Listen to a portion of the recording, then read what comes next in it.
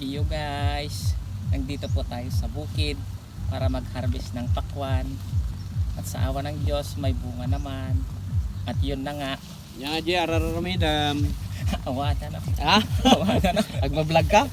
Aata na. Ah. Kung nagbablog ka? Oh. Naka-record pala eh. Eyo guys. At syempre nandito tayo ngayon sa gitna ng kabukiran. Tirik na tirik ang araw. Record to JR. At sinusubukan na po ni Daddy JR paano daw ba mag-vlog. Ayan. At syempre, gaya ng nabanggit nga niya, mag-harvest tayo ngayon ng pakwan na itinanim namin noon. And luckily, namunga naman ho sila. And ito po yung bunga nila. Oh. Kaya namin nilagyan ng takip para hindi makita ng mga kapitbahay. Mukhang pwede na to, no? Pwede na yan. Pwede na po. Lagyan namin ng ganyan, tabtabukol po ito para hindi makita ng mga nangunguha ng gulay namin. Pag nakita kasi nila yan, nako, Diyos ko. Huli ka, balbon. Ito pa. Yan. Oh.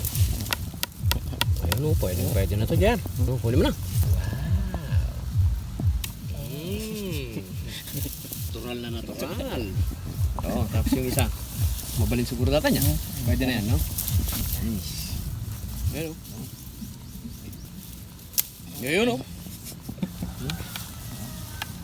Meron pa rito. Diyos ko. Tirik na tirik ho ang araw. Dito kami ngayon sa gitna ng kabukiran. Kaya ang hirap gumawa ng content, no? Hindi.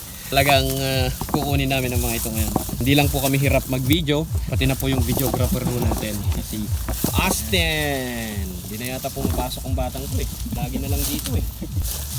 Wala. Hindi na mga. Pwede na yata. Pwede na. Ayan guys.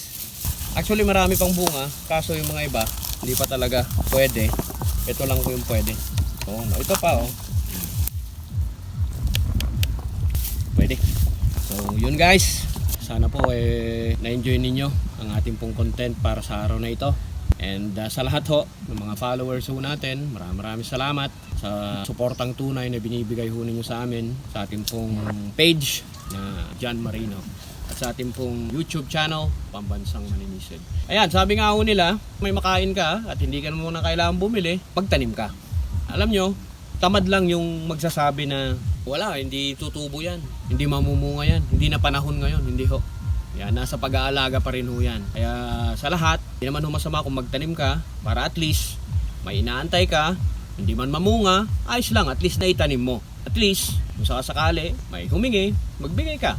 Okay lang, kahit pangkain or whatever, pero iba na kasi.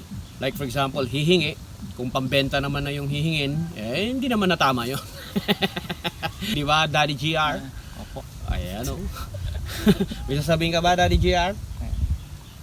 Wala na po. Ang tipid. Ang daming sinabi ni Daddy JR.